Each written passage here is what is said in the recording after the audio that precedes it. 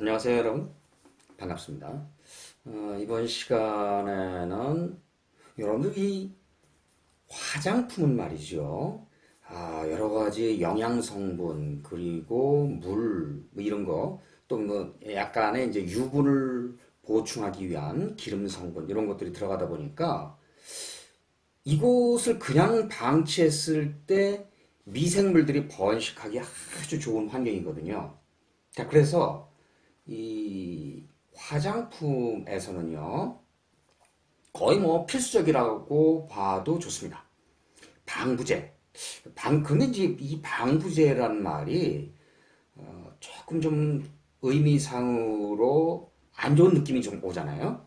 그래서 방부제라는 표현 대신에 보존료 또는 보존제 이런 표현으로 좀 순화시켜서 뭐 순화시켰다기보다 약간 그 의미를 좀 바꿔서 이렇게 표현하기도 합니다.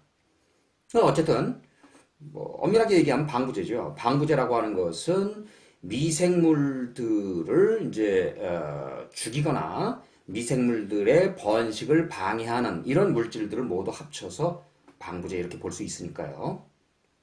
자, 그런데 지금 얘기한 것처럼 방부제는 꼭 필요하죠. 근데 문제는 이 과학이 발전하면서 이제까지는 잘 알 수 없었던, 알지 못했던 그런 그 여러 가지 방부제, 사용해왔던 방부제 중에서 이러이러한 그 부작용이 있다든가 그런 것이 이제 드러나게 됩니다.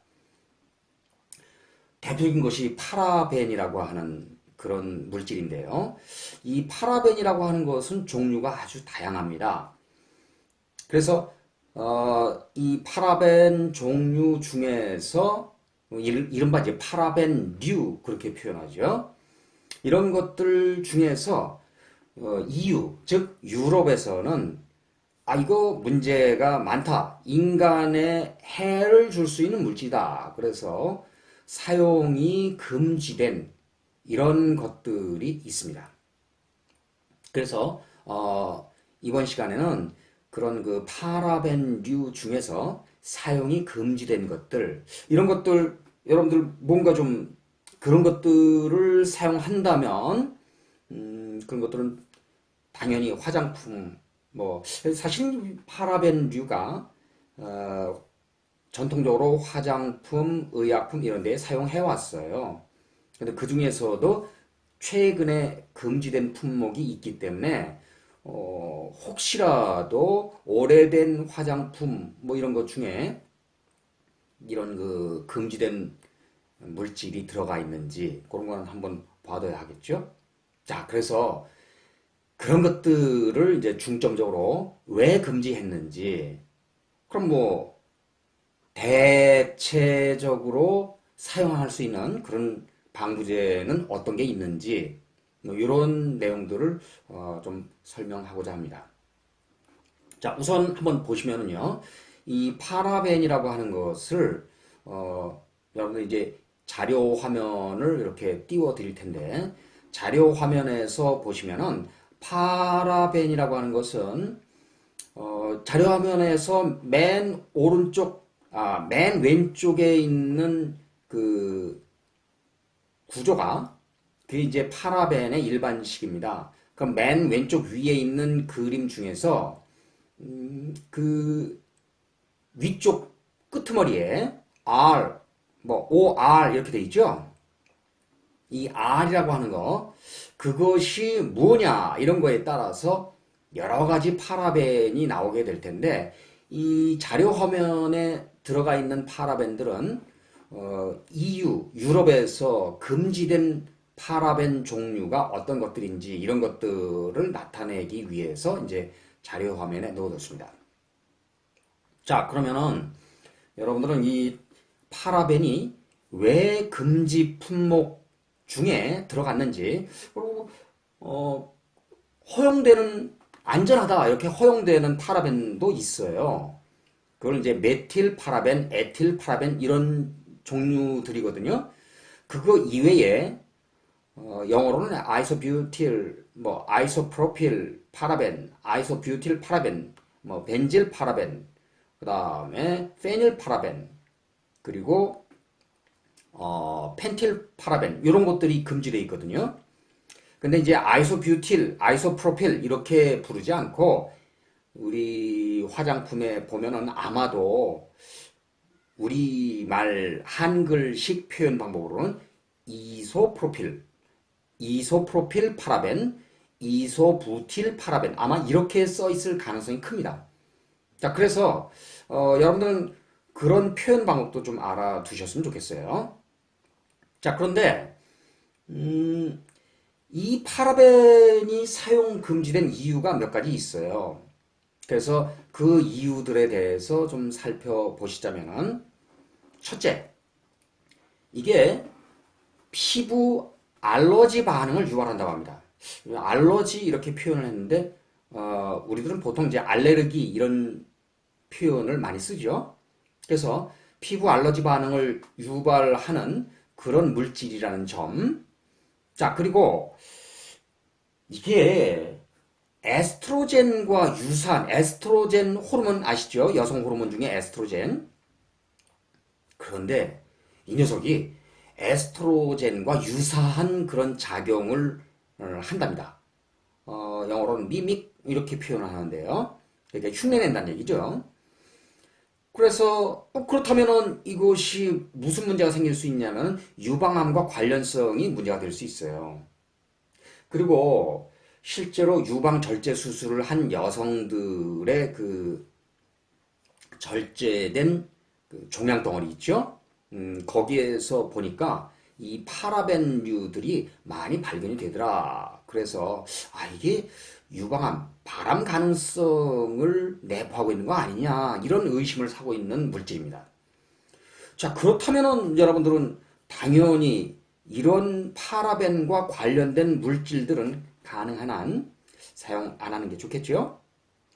자, 그래서 잘 보시라는 얘기입니다. 물론 안전하다고 평가되는 메틸 파라벤, 에틸 파라벤 이런 녀석들도 환경적인 문제는 남아 있어요. 그래서 환경적인 문제가 어떤 건지 그거를 이제 잠시 후에 설명을 드릴 텐데 파라벤류는 이 밖에도 이게 이 파라벤을 아무래도 이제 화장품에 사용될 것 같으면은 뭐 크림이나 로션이나 뭐 이런 거 막 바를 거 아니에요 피부에다가. 그러면 파라벤이 들어있는 그런 화장품을 피부에 이제 도포한다 그러죠. 바른다. 바르고 자외선을 쐈을 때 자외선은 파장에 따라서 A, B, C 이렇게 구분하거든요. 우리 지표면까지 도달해서 바이타민 D, 우리 비타민 D 그렇게 표현하죠. 이것을 만들어주는 그 자외선이 UVA입니다. 그 다음에 UVB하고 UVC가 있는데 UVB라고 하는 녀석, 이 녀석은 오존층 뭐 이런 데서 대부분 차단이 되고 지표면까지 들어오는 녀석은 그렇게 많지 않다고 합니다. UVC 얘는 뭐 완벽하게 오존층하고 대기에 의해서 차단이 되니까 걱정 안 하셔도 됩니다. 문제는 UVB 이런 것들이 일부 들어온다 그랬죠.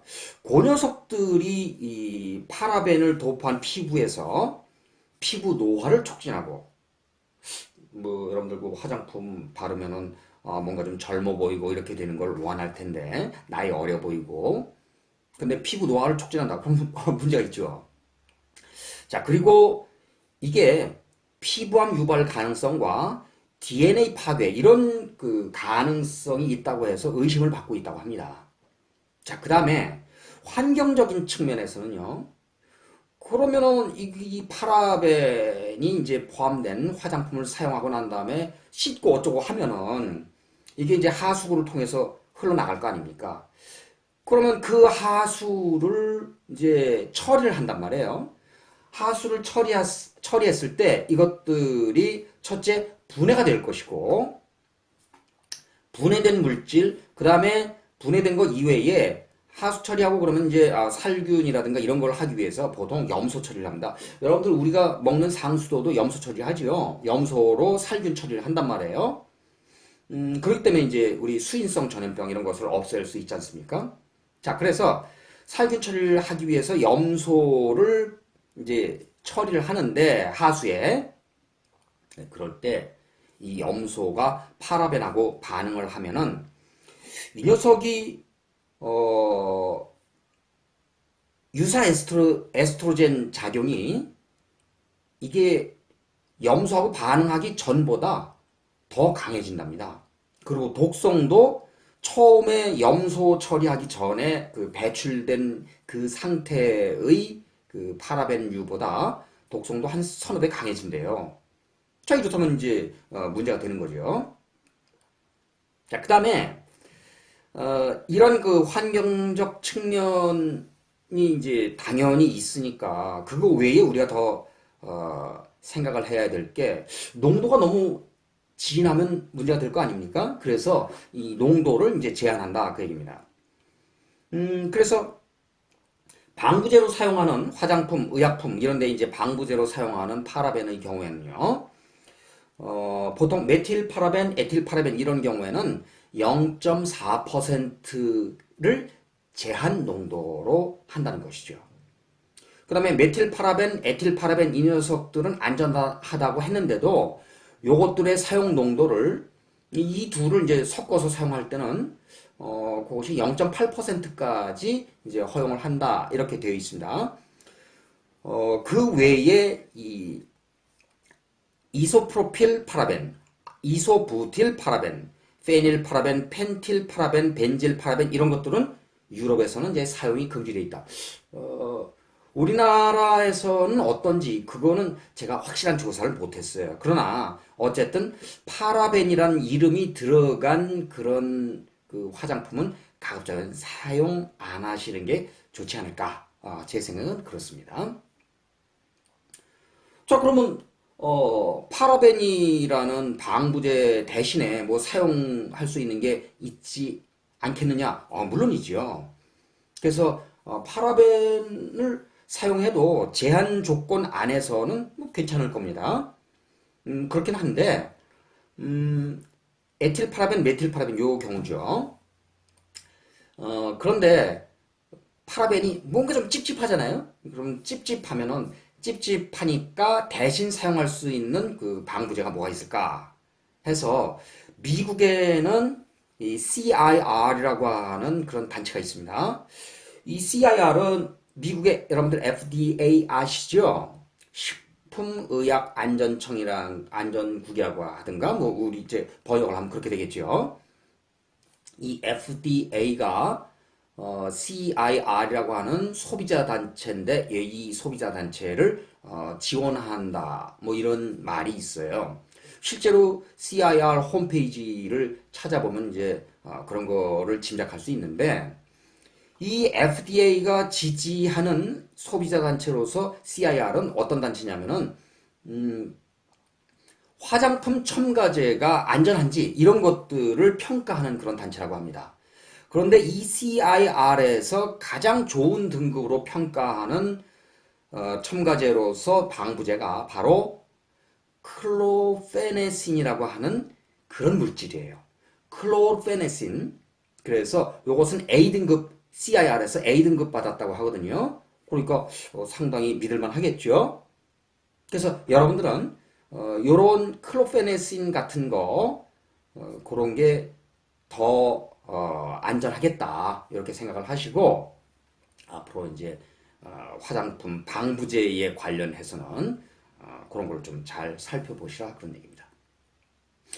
방부제와 관련해서는 좀 더 다양한 내용들 그런 것들은 앞으로 차차 제가 자료 조사를 해서 올리도록 하겠습니다.